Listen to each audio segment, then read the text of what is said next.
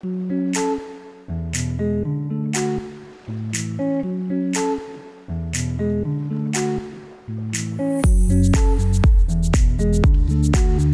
les gars, bienvenue ce soir en fait de début de week-end. On se retrouve pour un unboxing qui, je dois le dire, ça doit faire quelques temps déjà que j'en ai pas fait. On économise un peu les sous, quoi. Il faut justement mettre de côté, se limiter à un budget, donc voilà. Donc là, unboxing, on va dire multiple, parce que nous avons reçu aujourd'hui 1, 2, 3, 4 colis. Alors, 4 petits colis qui viennent d'un peu partout. Et puis, on va unboxer en dernier une livraison qui me tient particulièrement à cœur, car ça va être un objet magnifique pour un projet qui, enfin, je vais le faire du fait que j'ai reçu ce colis. Donc on commence, j'espère que vous allez bien, j'espère que vos familles vont bien, j'espère que vous avez prévu un magnifique week-end avec vos familles, seul ou avec des amis, comme vous voulez. Donc là, petit colis, d'où ça vient? Ok, voilà. Alors, qu'est-ce qu'on a là-dedans? Du papier,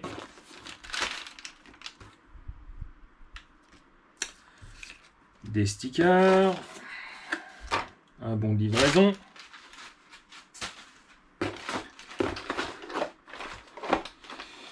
et quelques petites pièces.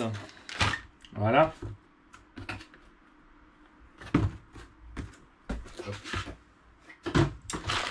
Donc on a des pièces Arma pour le Mojave. J'ai le problème actuellement de se faire livrer des pièces Arma, c'est que il y en a tellement peu, c'est qu'on doit ratisser très très large entre les divers shops, les divers magasins, pour réussir à se fournir avec toutes les pièces qu'on aimerait, quoi. Donc là, je commence un peu une collection, une réserve de pièces de rechange. Vous avez vu les dernières, je vais poster pour demain matin la dernière vidéo de ma rencontre avec Nico, avec Cédric 38490, avec Guillaume, avec Franck qui est en plus. Là, la dernière, ça sera la version piste en fait de notre rencontre. Et puis évidemment sur le bike park, enfin le circuit de BMX et tout ça, avec ce gravier fin en fait, ça lamine quand même pas mal la mécanique, surtout en fait le dessous, le châssis, et puis les divers triangles qui se font copieusement sabler en fait, on va dire. Donc là, j'ai des triangles arrière inférieurs pour le Mojave. Voilà. J'ai en fait les porte-fusées arrière.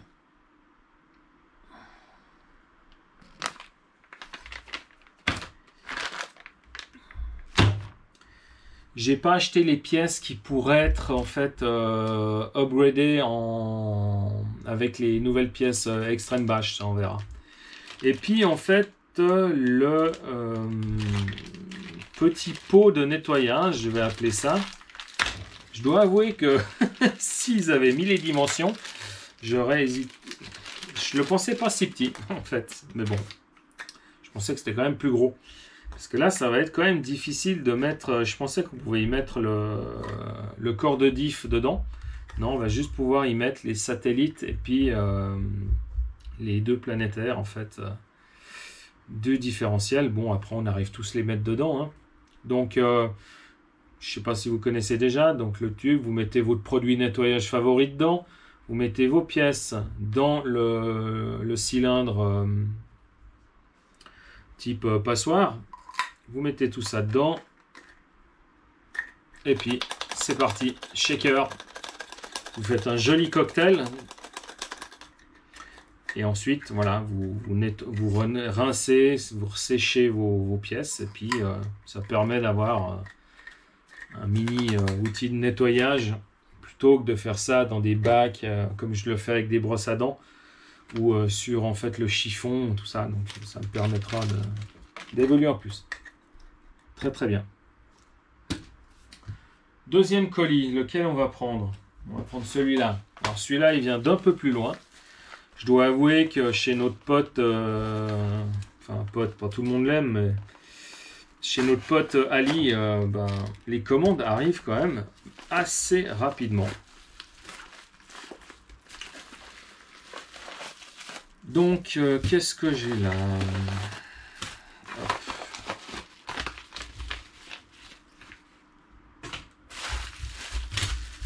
Donc, on a une pince casse-noisette.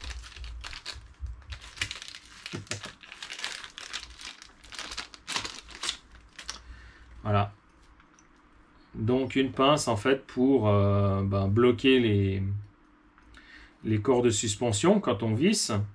Ça permet aussi de bloquer la tige de suspension quand on visse en fait l'embout. Et puis voilà, ça permet aussi de clipser en fait les rotules de la suspension assez facilement. Bon, après, je l'ai pris parce que voilà, c'est sympa de l'avoir. C'est pour ça que je l'ai acheté de l'autre côté de la planète. Parce que voilà, je veux dire, vous prenez un chiffon, vous mettez ça autour en fait de la rotule, une pince, une grande pince, puis clac, puis ça se clipse tout seul, sans aucun problème. N'oubliez pas le chiffon pour éviter de blesser en fait la pièce. J'ai toute une série en fait de cornes de cerveau.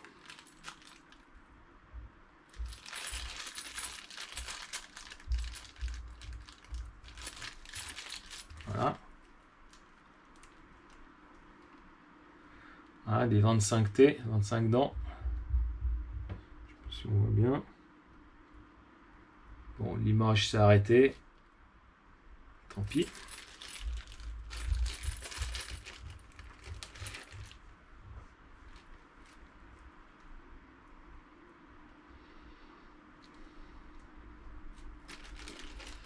On démarre un petit coup. Qu'est-ce qu'on a encore? Alors, des outils de réglage.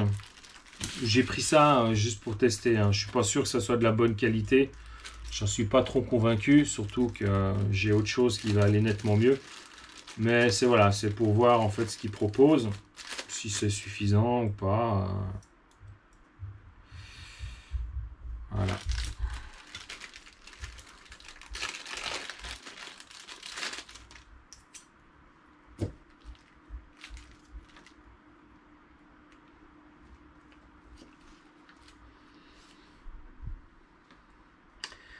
Donc voilà quelques outils de réglage.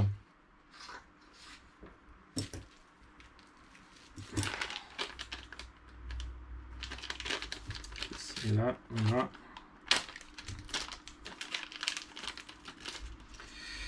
alors, qu'est-ce donc? J'ai pas trop l'habitude de toutes ces pièces, mais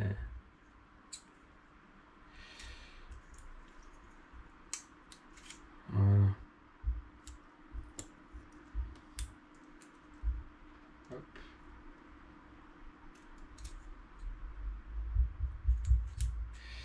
Ben, on va tester tout ça. Ça c'était juste pour voir la qualité. Donc, comme je le pensais, en fait, voilà, c'est un alu très souple. Donc ouais, c'est vraiment basique. Donc ce que je vais vous montrer après, c'est quand même d'un autre niveau, on va dire. On verra bien ça. Et puis là, j'ai des renforts aluminium pour la Obao Hyper VSE. Voilà. Donc voilà, l'avant, l'arrière. J'ai cherché longtemps en fait des pièces en fait de renfort en alu parce que il n'existe pas cette comment dire l'option en fait. L'option en elle-même n'existe pas. Et puis là, c'est un gars qui les fabrique à la CNC. Donc voilà. En tout cas, de très très bonne facture et de très très bonne qualité. Maintenant, on va voir si c'est précis, si ça rentre bien dans toutes les encoches. Les vis sont au bon endroit. J'imagine que oui. Sinon, voilà. Je ne ferai pas des pièces aussi de bonne facture, d'apparence bonne facture, si c'est pour avoir des emplacements de trous complètement foireux. Ça m'étonnerait. Alors, le premier plein de résistance, hop, là, je l'ouvre peut-être à l'envers, même sûrement.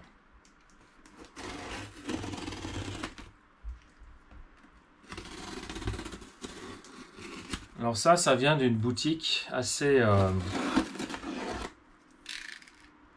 très sympathique, avec des gens très très sympa que je n'ai pas tous rencontrés, mais il y en a un avec qui on discute assez souvent, j'ai l'opportunité de discuter avec lui assez souvent. C'est Arnaud Mess de Donuts Racing.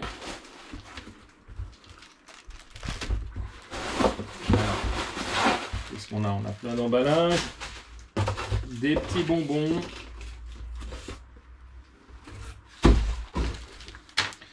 Rester là. Le bon de livraison. Voilà. Donc oui, alors Arnaud Mess, à qui on discute souvent, qui nous permet de discuter de beaucoup de techniques en fait pour les véhicules. Et puis voilà, ils ont la boutique Donuts Racing qui a un matériel extraordinaire, qui propose du très bon matériel, accessoires et tout ça. Et RC Mumuse a déjà unboxé, a déjà présenté en fait cet outil. Sauf que voilà, moi je vous le montre parce que je l'ai acheté, puis c'est quelque chose que je vais utiliser. C'est quelque chose que je n'avais pas prévu d'utiliser en fait au départ. Parce que voilà, je me disais, voilà, un plateau droit, un équerre et tout ça, moi ça me suffit. Mais voilà, pour ma chaîne, je fais du loisir, je fais du bâche. Alors du bâche, c'est-à-dire trouver des emplacements, pas forcément peut-être prévus pour ça, un champ, tout ça, trouver des bosses et tout, et puis s'amuser dedans. C'est pas satelliser les voitures comme tout le monde le croit, quoi. Donc du bâche normal, on va dire, que je fais. Et puis par contre, de l'autre côté, j'ai un autre penchant, je côtoie un autre monde qui est le monde de la compétition. Et j'ai envie d'amener un peu ce monde-là, en fait, des techniques de ce monde-là, dans la partie loisir bashing.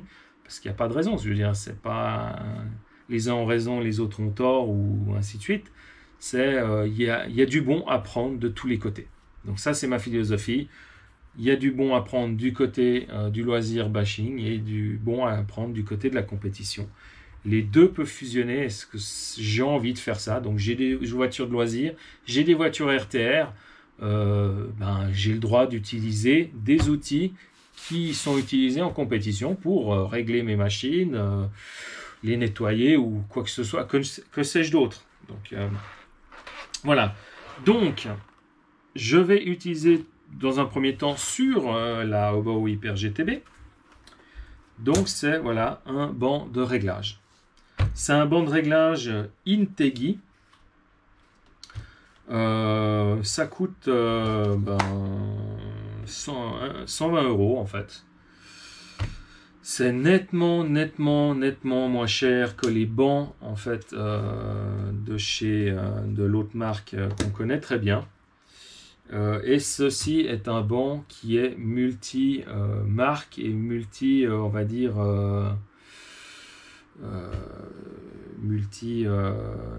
multi-véhicule en fait. Donc on peut autant régler des véhicules TT que des véhicules GT, piste asphalte. On peut régler aussi, normalement, il y a tout pour régler des véhicules 1/8 ou 1/10. On verra, je vous ferai un retour dessus à l'occasion. Et puis, il y a tout dedans, c'est complet. Il n'y a pas besoin d'acheter des composantes supplémentaires. On a toutes les pièces. Donc là, il y a une liste. Il y a une liste en fait de marques et de véhicules qui sont où on va dire on est sûr qu'en fait ceux-ci peuvent être réglés par ce banc de réglage. Après, j'estime qu'il y a plein d'autres véhicules qui peuvent être réglés là-dessus. Là, par exemple, on peut régler des Timasso, des RC8 et des SC8, donc le buggy ou le short course. Moi, j'ai un DB8 Nomad, donc un desert buggy. C'est en fait justement un véhicule un peu hybride. Ils ont posé sur un châssis un ancien châssis de Truggy. Ils ont posé des pièces, le train avant et le train arrière, mixées, deux pièces de buggy, de RC8 et de short course de SC8. Donc, pour moi, on peut régler ce DB8 sur ce banc de réglage. Il n'y a aucun souci en termes de longueur, vu que les pièces qu'on fixe dessus sont indépendantes, les quatre sont indépendantes les unes des autres. Par contre, il y a cette partie-là, en fait, où on fait le pincement et le carrossage, qui sont reliés par ces pièces métalliques que vous voyez en haut, qui là peut-être, en fait, en fonction des véhicules, poser un problème en termes d'anthrax. Donc là, on a deux pièces, c'est peut-être, je verrais, un dixième, un huitième. Maintenant, si tout d'un coup, on prend par exemple un Truggy ou n'importe quoi, le Mojave par exemple, qui est sûrement plus large que ça, ben, une pièce comme ça, c'est facile de prendre une barre d'aluminium, de faire les 4 trous et de mettre de créer l'anthrax que vous voulez en fait. À mon avis, c'est un banc de réglage qui est hyper modulable. Donc là, on a la dernière partie. Voilà. Donc, je ne sais pas si on voit bien. Bon, on ne voit peut-être pas voilà, la partie là. Il faut que je ramène. Comme ça. Voilà tout le banc pour 120 €. Donc, je vais vous montrer là. Ça, c'est les parties qu'on fixe sur les moyeux, sur les hexas.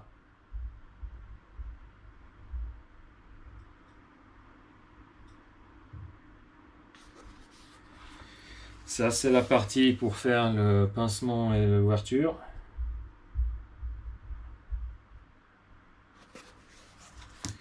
Et ça, c'est la partie pour faire, je crois que ça s'appelle, excusez-moi, j'ai peut-être pas forcément tous les termes, hein. Je crois que c'est l'incidence, l'inclinaison, c'est surtout pour le train avant. Et puis là, on a plusieurs types en fait d'hexades. Voilà, ils sont en 17, mais qui normalement, après, a un trou à l'intérieur qui peut soit être adaptable à un axe de 1 dixième, soit adaptable à un axe de 1 huitième. Donc voilà, je pense que là, on peut mettre en fait du 1 dixième là-dedans. Et puis après, voilà, on a l'écrou c'est du M combien là déjà? Les écrous de 17, donc c'est du M12.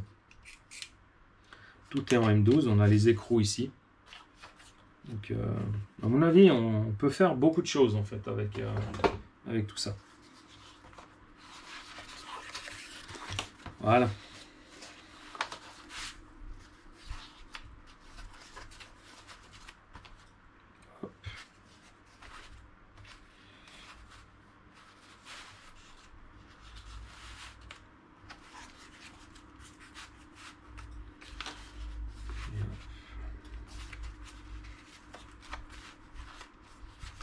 En plus, ce qui est bien, c'est que je pense que c'est pas pour répéter les propos de quelqu'un d'autre, loin de là, hein, c'est simplement que voilà, c'est quelque chose, quand je le vois comme ça maintenant, en vrai, prendre ça sur le terrain, sur circuit, que ce soit TT ou GT, c'est quand même plus pratique que l'immense banc de réglage ou l'immense boîte de l'autre.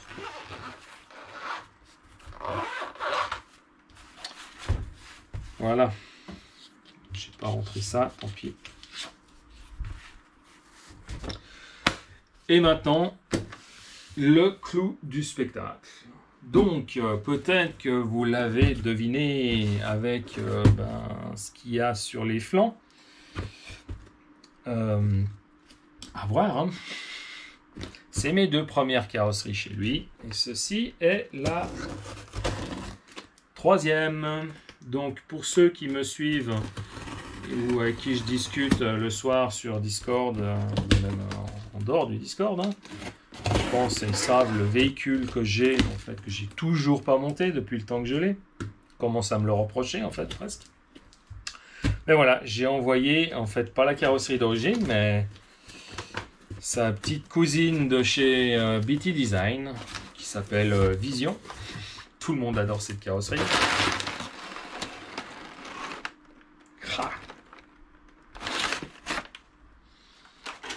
J'espère que la caméra rendra justice, mais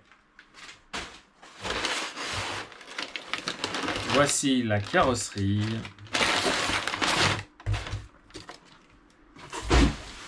Qui a peinte en direct. Vous pouvez aller voir, je mettrai en fait la vidéo. Donc, reprenons, parce que c'est quand même important. Ceci est la carrosserie Vision BT Design qui a peinte BRZ RC Passion. Cette carrosserie a été peinte en direct. Vous pouvez aller voir la chaîne de BRZ RC Passion. Je mettrai en fait en lien, normalement c'est ici, là-bas en haut, le lien sur la vidéo. Et maintenant, nous allons découvrir en fait sans cet emballage la carrosserie. Donc là, on a un petit nez pour la carrosserie. Et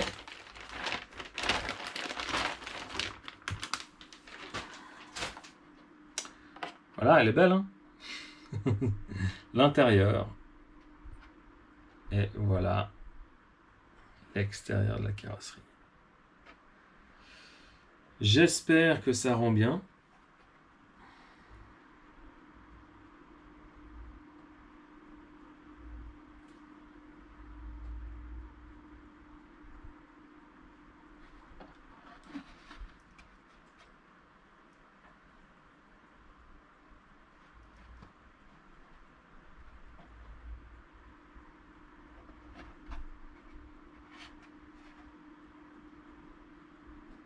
Faudrait avoir un plateau tournant pour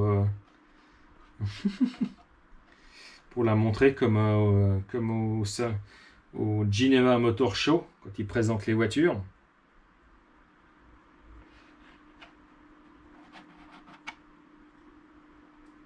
Voilà. Alors, quand je vois la caméra, on voit que ouais, ça représente assez bien les couleurs. Mais c'est vrai que le rouge, il est nettement plus pétant en fait dessus. Et c'est absolument magnifique. Ouais. Ah, c'est vraiment beau, quoi. Et j'adore cette composition que j'ai choisie comme code couleur, qui est en fait comme première couleur le noir et le doré. Et ensuite, j'adore la composition aussi, le rouge et le blanc, tout ça.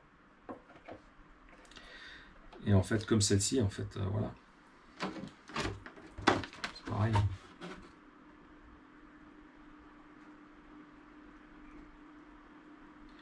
Ça aussi, il a respecté mon code couleur. Après, le design est laissé à sa libre interprétation.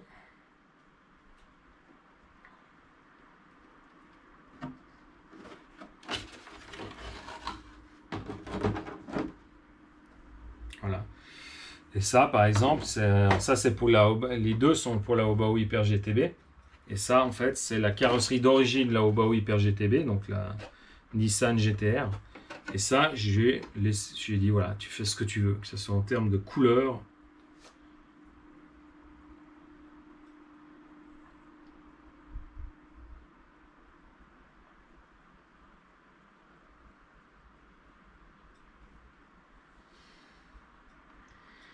Et il s'est bien lâché. Il a surtout pensé à ma future voiture dans la réelle, hein, avec la couleur grise.